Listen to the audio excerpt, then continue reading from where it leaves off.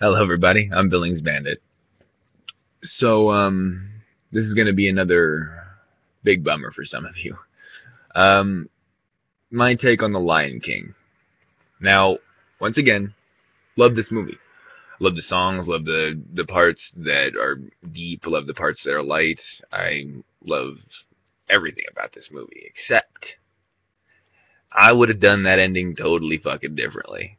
So, let's just get right into it. The Lion King story about, well, it's kind of like Hamlet in a lot of ways at first, but it's a story of a kid who, in all fairness, actually did get his father killed. Like, he's not feeling false guilt about that. He did get his father killed. His father would not have died if he had been listening to the rules. And yeah, like a lot of people say, oh, Scar started that stampede. It's like, well, yeah, but at the same time, Simba didn't need to be down there. He kept breaking the rules. He was known for that, and Mufasa was always going to be there. And since Simba knew that, he acted like he was invincible. And that is kind of what got his father killed. And yeah, Scar didn't help, but he's just doing a power grab. He thinks he can run the Pride Rock better. Maybe he could. Jeremy Irons. But my biggest thing was just okay. So I'm cool with everything that happens. He meets Timon and Pumbaa, these two people who have no place in the world, just like he seems to not have a place in the world. This wise monkey who essentially acts as his Jiminy Cricket, and then Nala. Nala comes like big into play. So in my movie, you can do all this stuff, like all the adventures he has in the jungle. That's fine. Don't show any of Pride Rock though. Don't show what's going on back there. Just show him and have Nala kind of talk to him about, hey, shit's going wrong, things are bad. You need to come back and be the king you always knew you were inside. Yada yada yada. But when he goes back to Pride Rock, he finds the like entire place is decimated. Nothing's left like alive. There's a couple of lionesses roaming around doing nothing. Scar's been dead for a while. The hyenas turned on him when they realized he couldn't supply enough food for the entire army he had created, and took him and a lot of the lionesses with them as they left to find a new home. And Simba realizes that one of the lionesses who's starving but still alive is Nala, and that the Nala he met and had all those conversations with wasn't real. Now, the reason that nobody around couldn't tell him that he was talking to somebody who wasn't real was because Timon and Pumbaa were creations of his child mind. He thought these two up. Like, think about it. They have no place in the world.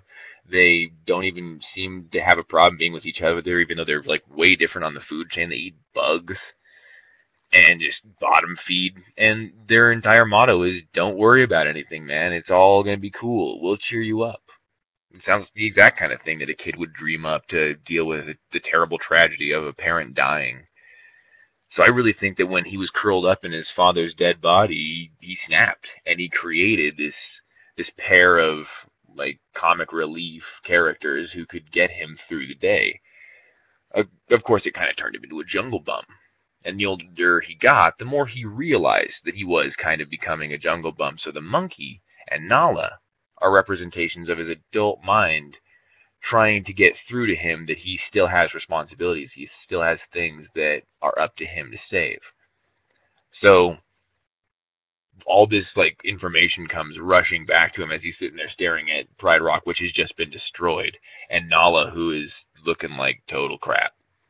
And there is no Scar to fight. There is no big battle at the end. The end of the movie is him realizing what Pride Rock has become, realizing that he has created some of the most important people in his life, and he is left with a choice. And I like to see the ending of the movie be kind of like him looking at Pride Rock and seeing maybe what he could turn it into, what it could be. He could bring it back, he could make it a home again.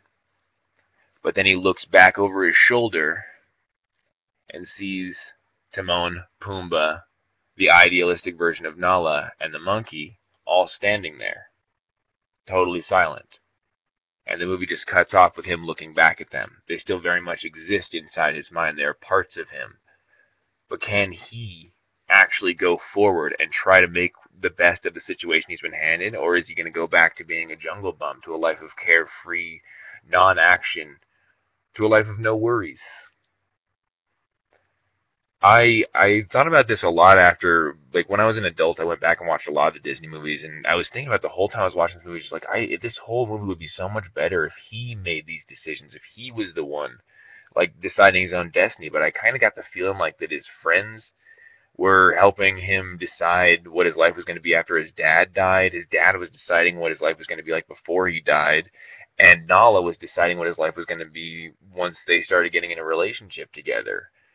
And at the end of the movie, like, you get this big, stupid battle between him and Scar, where, like, Scar's just like, I killed Mufasa. And it's a cool scene, and it's a fun fight. But did you, Scar? Did you really kill Mufasa? It kind of was like a team effort. Simba definitely helped you out.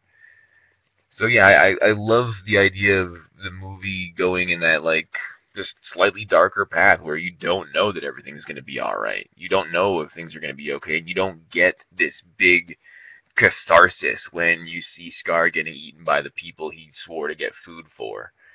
I mean, it's implied that it happens, but I don't think we ever need to see that. I think that it's fine if we end the movie with Simba's worst enemy really being his own guilt and his inability to overcome it. Sorry if I ruined the Lion King for you guys. I once again, I do love the movie. Just because I have a different opinion on it doesn't mean that it's bad. I'm only critical because I care. So I hope you guys don't hate me too much. But yeah, the next time you watch Lion King, just think about that. Like, just keep in the back of your mind, like, what if it ended that way? How would that have made you feel as a child watching it? Would it have been too much for you? Would you have been okay with that? It's hard to say, but that's my 2 cents on the matter. So, I just want to thank you guys for tuning in. Everyone who watches my videos, I'm getting more and more views every day. But yeah, subscribe and tell people to watch. I will be starting probably within the next 2 days. I'll be starting my List of Demand series with Batman Begins. I'm going to do the entire Batman trilogy. I'm also going to be doing Man of Steel, and it's all going to lead up to when Dawn of Justice comes out, and I'm going to do one for you right after I go to see it in the movie theaters. I'm going to take my little pen and pad in there, and I'm going to get a list of demands going the night or a couple nights after the movie comes out, and I hope you guys are around for that. I've been the Billings Bandit. You guys have a good night.